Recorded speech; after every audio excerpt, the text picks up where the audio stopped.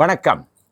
1940களில் சென்னை சினிமாவில் எப்படி இருந்தது அப்படிங்கிறத பார்த்தோம். 60களில் எப்படி இருந்ததுன்னு பார்த்தோம். 80கள்லையும் எப்படி இருந்ததுன்னு பார்க்க வேண்டாமா?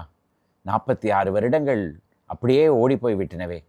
1980வது ஆண்டு சூப்பர் ஸ்டார் ரஜினிகாந்தோடைய பில்லா ரிலீஸ் ஆனது. அந்த படத்தில் சென்னை எந்த காட்சிகள்லாம் வருது, எப்படி நகரம் அப்போ எப்படி இருந்தது அப்படிங்கிறத பார்க்கலாம் வாங்க.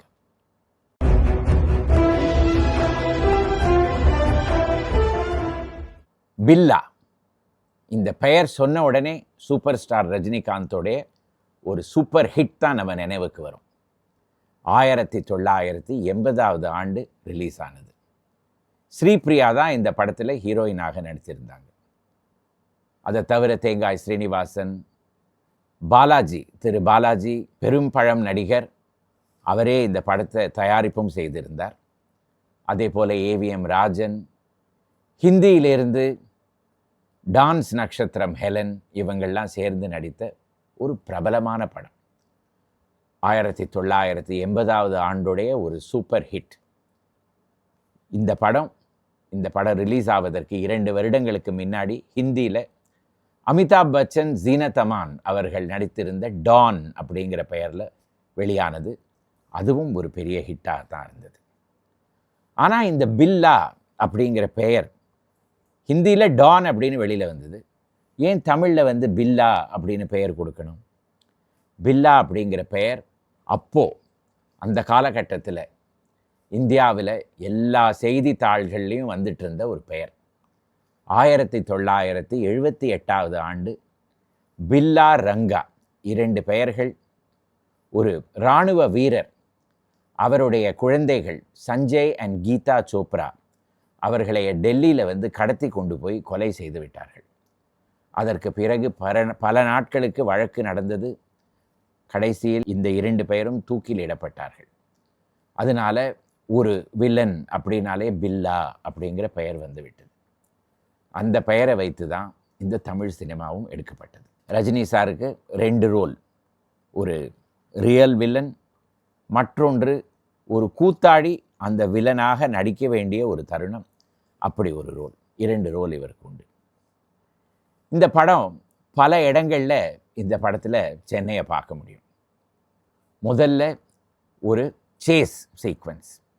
அந்த கெட்ட பில்லா, அதாவது நெஜ பில்லா, அவரை துரத்தி கொண்டு போலீஸ் சென்று கொண்டிருக்கிறார்கள். பில்லா ஒரு வண்டியை ஓட்டிக்கொண்டு அவர் பாட்டுக்கு போய்கொண்டே இருக்கிறார். மிக வேகமாக அவர் பின்னாடியே இந்த போலீஸ் வண்டிகளெல்லாம் வந்து கொண்டே இருக்கிறது. அப்படியே சென்னையை சுற்றி ஒரு பெரிய சுற்றுலா பயணம் மாதிரி போயிட்டு வராங்க. இதில் நடுவில் இந்த இடம்லாம் சென்னையா அப்படின்னு நமக்கு ஒரே திகைப்பாக இருக்குது. ஏன்னா பெரிய பெரிய அடுக்குமாடி கட்டடங்கள், அதே போல் பெரிய ஏதோ ஒரு ஃபாரின் கண்ட்ரியில் இருக்கிற மாதிரி 2 பக்கமும் மரங்கள்லாம் இருக்கிற மாதிரி ஒரு பெரிய பாதை, அதே போல் ஏராளமாக ஃப்ளாட்ஸ். இதெல்லாம் எங்கே இருந்தது சென்னையில் அப்படின்னு தேடி பார்த்துட்டு இந்த ஹிந்தி படத்தை போய் ஒரு நிமிஷம் போய் பார்த்துட்டு வந்தால் அந்த லாங் ஷாட் எல்லாமே அந்த ஹிந்தி படத்தில் இருந்த லாங் ஷாட்டை அப்படியே எடுத்து தமிழ்லையும் உபயோகிச்சிருக்காங்க. அதாவது இந்த சேஸில் பல இடங்களில் பாம்பே தான் நமக்கு தெரிய வருது, சில இடங்களில் சென்னை இருக்குது.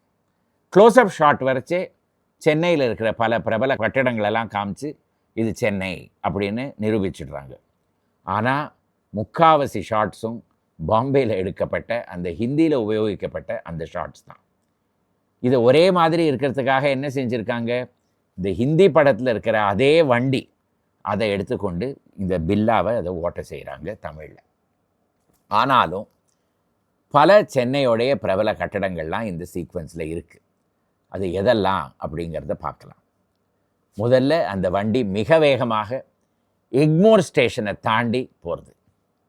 அதற்கு பிறகு சென்ட்ரல் ஸ்டேஷனுக்கு அடுத்தது சதர்ன் ரயில்வேயோட ஹெட் குவார்ட்டர்ஸ்.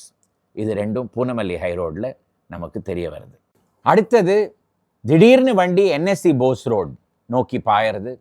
பின்புறத்தில் பாம்பே மியூச்சுவல் பில்டிங். இது ஒரு வரலாறு படைத்த ஒரு மனை. 19வது நூற்றாண்டில் 1850களில் மெட்ராஸ் கிறிஸ்டியன் காலேஜோடைய பள்ளிக்கூடம் அந்த இடத்துல இருந்தது. அப்பொழுது அங்கே இருந்த கட்டடத்துக்கு பெயர் ஆண்டர்சன்ஸ் ஹால். 1930களில் மெட்ராஸ் கிறிஸ்டியன் காலேஜ் இந்த இடத்துல இருந்து தாம்பரத்துக்கும் பள்ளிக்கூடம் செட்பேட்டுக்கும் சென்ற உடனே அந்த இடம் ஏலத்திற்கு வந்தது.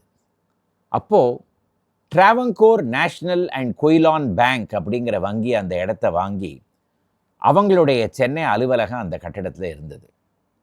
அந்த வங்கி திவாலான உடனே சென்னை அரசு அந்த மனையை ஏலத்துக்கு கொண்டு வந்தது.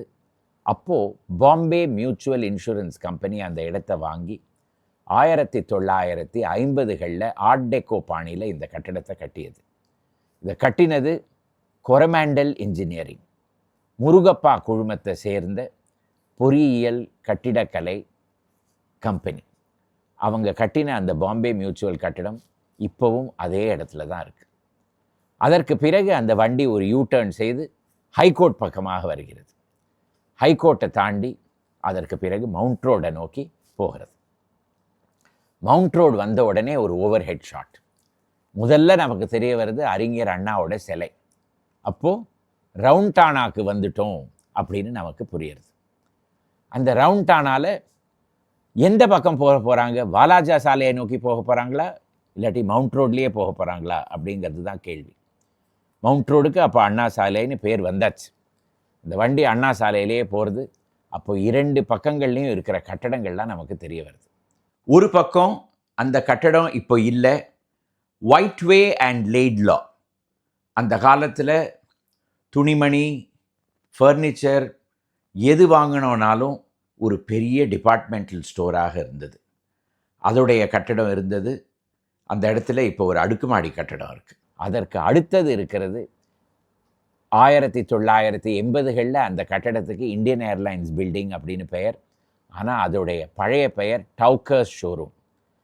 20வது நூற்றாண்டுடைய ஆரம்ப காலத்தில் இண்டோ சாரசனிக் பாணியில் ஹென்ரி எர்வின் அப்படின்னு இருந்த ஒரு கட்டுமான கலைஞர் கட்டின கட்டடம் அது.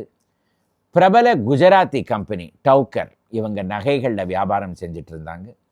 அவங்களுடைய ஷோரூமாக கட்டப்பட்டது. அவங்க திவாலான பிறகு அந்த கட்டடம் ஏலத்திற்கு வந்தது. அதற்கு பிறகு இந்தியன் ஏர்லைன்ஸ் அந்த கட்டடத்தில் பல வருடங்களுக்கு இருந்தது.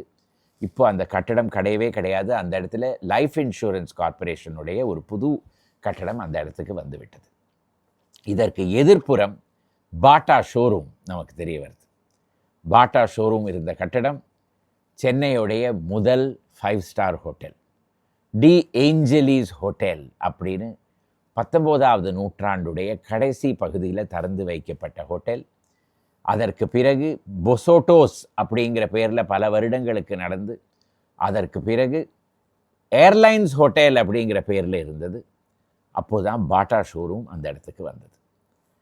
சேஸ் அப்படியே அண்ணா சாலையிலேயே நகர்ந்து கொண்டு போய்கொண்டே இருக்கிறது. அடுத்தது நமக்கு தெரிய வருது ஜென்ரல் பேட்டர்ஸ் ரோடு திருப்பம்.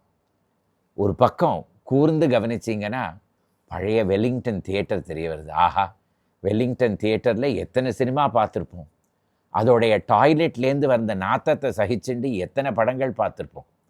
ஒரு காலத்தில் ஜெமினி ஸ்டூடியோஸோடைய அத்தனை படங்களும் அந்த தியேட்டரில் தான் ரிலீஸ் ஆகும். அது இருந்த இடத்துல தான் இப்போ இருக்கிறது வெல்லிங்டன் பிளாசா அப்படிங்கிற கட்டடம். அதுக்கு நேர் எழுத்தப்புறம் பார்த்தீங்கன்னா என்ன தெரிய வருது? பாரத் இன்சூரன்ஸ் பில்டிங்கோடைய ஆர்ட் டெக்கோ பாணியில் கட்டப்பட்ட முகப்பு கட்டடம். அதற்கு பின்புறத்தில் 19வது நூற்றாண்டில் கட்டப்பட்ட கார்டில்ஸ் பில்டிங், WE ஸ்மித் அப்படிங்கிற கம்பெனியோட அலுவலகமாக இருந்து பிறகு லைஃப் இன்சூரன்ஸ் கார்ப்பரேஷனுடைய கட்டடமாக மாறி இப்போ அந்த கட்டடம் அப்படியே ஒரு மோசமான நிலையில் இருக்குது. ஆனால் எல்ஐசி அதை இப்போது புதுப்பிக்க போகிறாங்க. அதற்கு பிறகு தெரிய வருது எல்ஐசி கட்டடம் அப்படியே அதே இடத்துல இன்று வரையில் அதே மாதிரி இருக்கிற அந்த மிக அழகான கட்டடம். அதோடைய வரலாறை நான் உங்களுக்கு சொல்ல தேவையே இல்லை. அதை பற்றி நான் ஒரு தனி எபிசோடே போட்டிருக்கேன். எல்ஐசி கட்டடத்துக்கு அடுத்தது பழைய பாணியில் இருக்கிற ஒரு வெள்ளை நிற கட்டடம். அது என்னவாக இருக்கும்? ஸ்டேட் பேங்க் ஆஃப் இந்தியாவுடைய மவுண்ட் ரோட் பிரான்ச். அடுத்தது பெரிய அகர்ச்சந்த் மேன்ஷன்ஸ், சிகப்பு கலரில் அப்படியே இருக்கிற அகர்ச்சந்த் மேன்ஷன்ஸ். 20வது நூற்றாண்டுடைய ஆரம்ப காலத்தில் கலீலி பில்டிங்ஸ் அப்படிங்கிற பேரில் கட்டப்பட்டது. முதல் முறையாக சென்னையில் 100 அடி அகலம் இருந்த கட்டடம். முதல் மல்டி ஸ்டோரிட் பில்டிங் அப்படின்னு சொல்லலாம். ஏன்னா 3 மாடி இருக்கிற கட்டடம் அது. கலீலி பில்டிங் அப்படிங்கிறது 1947 வருடம் கலீலி குடும்பம் சென்னையிலிருந்து பாகிஸ்தானுக்கு இடம் மாறியது. அதனால் அந்த கட்டடம் இவாக்குவி ப்ராப்பர்ட்டி அப்படிங்கிற பேரில் ஏலத்துக்கு வந்தது. அப்பொழுது தான் சா அகர்சந்த் மான்மல் அப்படிங்கிற ஜெயின் குடும்பம் அதை விலைக்கு வாங்கியது. அதற்கு பிறகு அதுக்கு அகர்சந்த் மேன்ஷன்ஸ் அப்படின்னு பெயர். இந்த கட்டடத்தை நீங்கள் இந்த காட்சியில் பார்த்துட்டு இருக்கிற போதே அதுக்கு பக்கத்தில் ஒரு வெள்ளை கலர் டோம் ஒன்று தெரியும். அந்த டோம் வந்து கடன்ஸ் பில்டிங்கோட டோம். கடன்ஸ் பில்டிங் அப்படிங்கிறது சிம்சன் அண்ட் கம்பெனி 20வது நூற்றாண்டுடைய ஆரம்ப காலத்தில் அவங்களுடைய வண்டி ஷோரூமாக கட்டினது. அப்போது அவங்களுக்கு ஜார்ஜ் கடன் ஒரு டைரக்டர் இருந்தார்.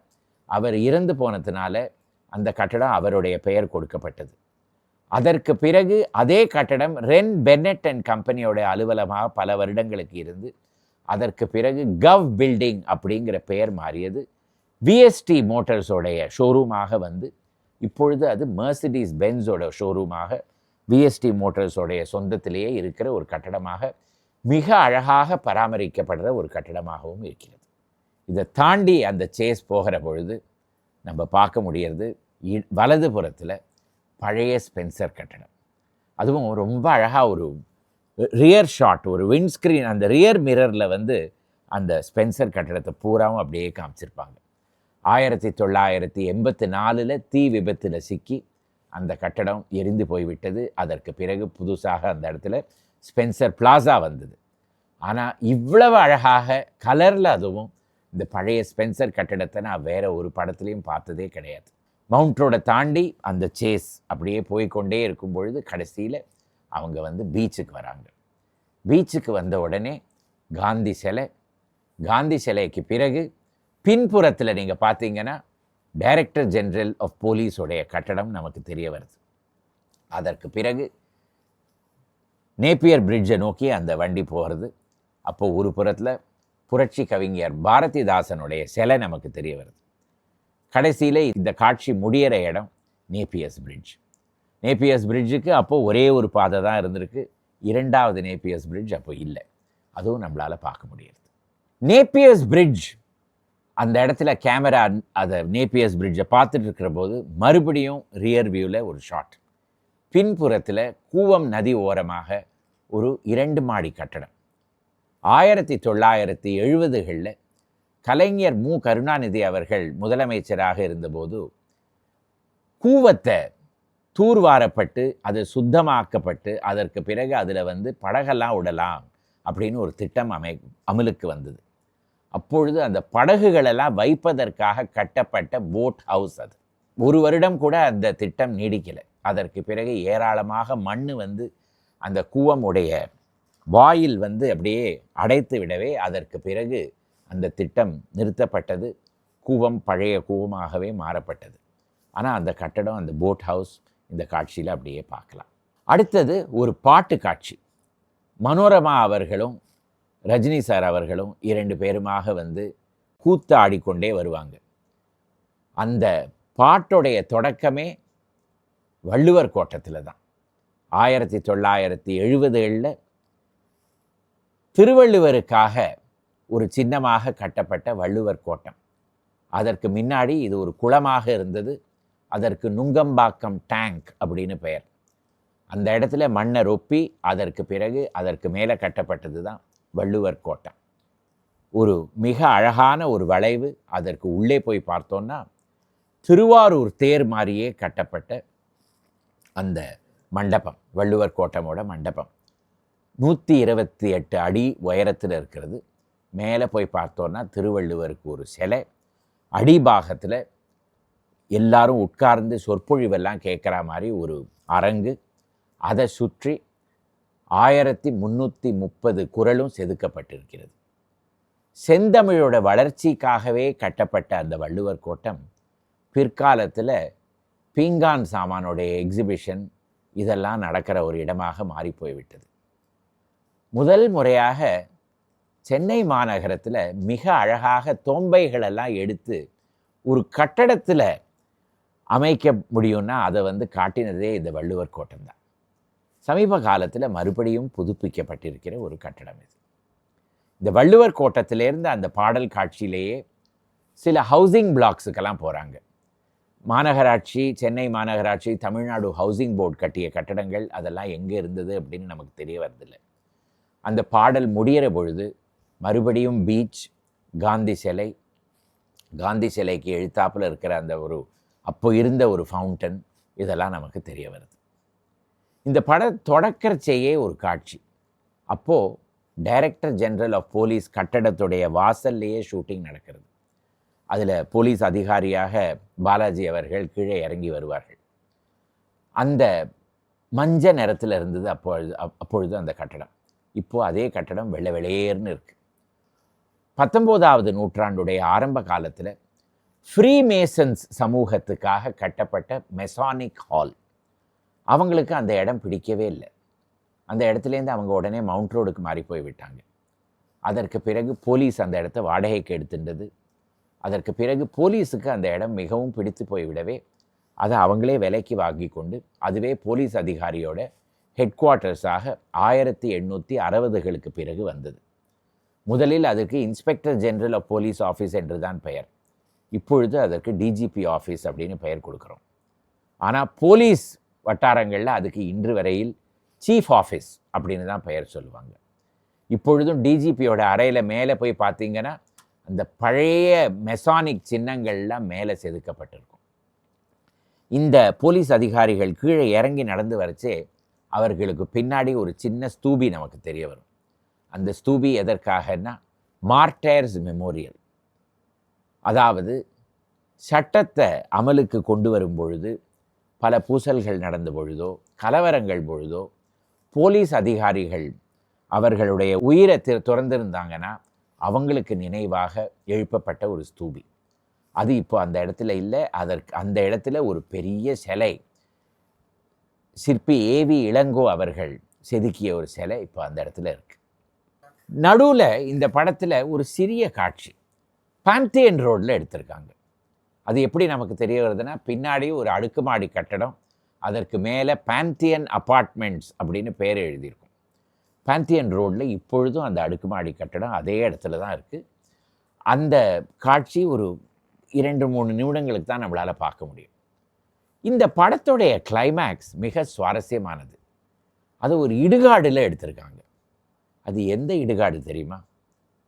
கூவம் நதி ஓரத்தில் பாடிகார்ட் முனீஸ்வரர் கோவிலிருந்து சென்ட்ரல் ஸ்டேஷன் போகும்பொழுது ஒரு பாலம் வரும்.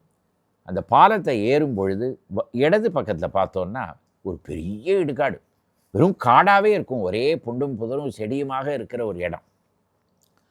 அது வந்து the cemetery of Saint Mary's church, புனித ஜார்ஜ் கோட்டையில் இருக்கிற சென்ட் மேரிஸ் சர்ச்சோட இடுகாடு. அது அதற்கு ஆங்கிலத்தில் வந்து Saint Mary's cemetery on the island அப்படின்னு பெயர்.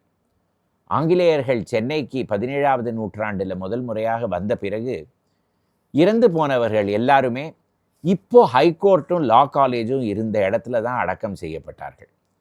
அதற்கு குவாவா கார்டன் சிமெட்ரி அப்படின்னு பெயர்.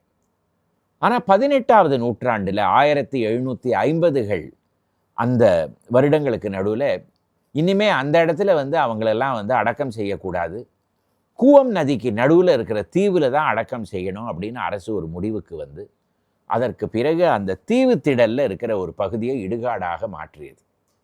அதற்கு பிறகு சுமார் 150 வருடங்களுக்கு இந்த சென்ட் மேரிஸ் சர்ச்சில் எந்த ஆங்கிலர்களெல்லாம் தொழுகை செய்து கொண்டிருந்தார்களோ அவர்கள் இறந்து போனார்கள்னா அவர்களுடைய சடலமெல்லாம் இந்த இடத்துல தான் அடக்கம் செய்யப்படும்.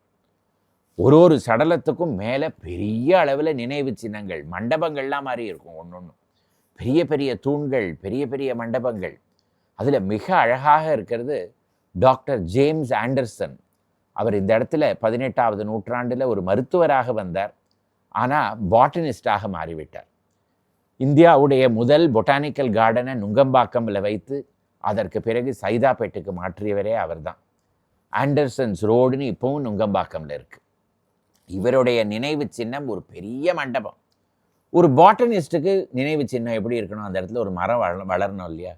அந்த நினைவு சின்னத்துக்கு மேலே ஒரு பெரிய மரம் இப்போ வளர்ந்துருக்கு. பார்த்தா ஆங்கோர் வாட் மாதிரி இருக்கும். அந்த மரத்தை வெட்டிட்டா மண்டபம் கீழே விழுந்துடும், மண்டபத்தை இடிச்சுட்டா மரம் கீழே விழுந்துடும். ஆனால் ரெண்டுத்தையும் அப்படியே வச்சுருக்காங்க. இந்த இடுகாடு மிக மோசமான நிலையில் இருந்தது. ஆனால் இங்கிலாந்தில் British association for cemeteries in South Asia அப்படின்னு ஒரு சங்கம் இருக்குது, பாக்ஸா. அவங்களுடைய வேலையே ஏஷியாவில், அதுவும் தென் ஏஷியாவில் இருக்கிற அத்தனை இடுகாடுகளையும் அவங்களுடைய இடுகாடுகளை பராமரிக்கிறது தான். அவங்க இப்போ பல நடவடிக்கைகள் எடுத்து இந்த Saint Mary cemetery on the island இப்போது புதுப்பிக்கப்படுறது. அதில் நடப்பதற்காக ஒரு பெரிய பாதை, அதில் இருக்கிற செடியெல்லாம் வெட்டப்பட்டு, அந்த இடத்துல இருக்கிற நினைவு கற்கள் எல்லாம் புதுப்பிக்கப்பட்டு, அது மேலே வந்து வெள்ளை அடித்து, அப்புறம் பழைய அதில் செதுக்கியிருக்கிற வார்த்தைகளெல்லாம் தெரிகிற மாதிரி செஞ்சு எல்லாம் செஞ்சு கொண்டு வராங்க. அதை இன்னும் ஒரு சில வருடங்களில் ஒரு பூங்காவாக மாற்றலாம் அப்படின்னு அவங்களுக்கு ஒரு ஐடியா இருக்குது. எப்படி நடக்கும் அப்படிங்கிறது தெரியல. ஆனால் பில்லா மாதிரி பிரமாதமான படங்கள்லாம் அந்த இடத்துல எடுத்தோன்னா டெஃபினட்டாக அந்த இடம் ஒரு பெரிய ஹிட்டாக மாறிவிடும். அதற்கு பிறகு மக்கள் அங்கே போக ஆரம்பித்துவிடுவாங்க. தமிழகத்தில் சினிமா மூலமாக எதாவது எடுத்து சொல்லிட்டோன்னா அதற்கு மவுசே தனி இல்லையா? இந்த எபிசோடு உங்களுக்கு பிடித்திருந்ததுன்னா இதை லைக் செய்யவும், இந்த சேனலுக்கு சப்ஸ்கிரைப் செய்யவும், உங்கள் நண்பர்களோடு இதை பகிர்ந்து கொள்ளவும். மறுபடியும் அடுத்த வாரம் புது எபிசோடுடன் வருகிறேன். வணக்கம்.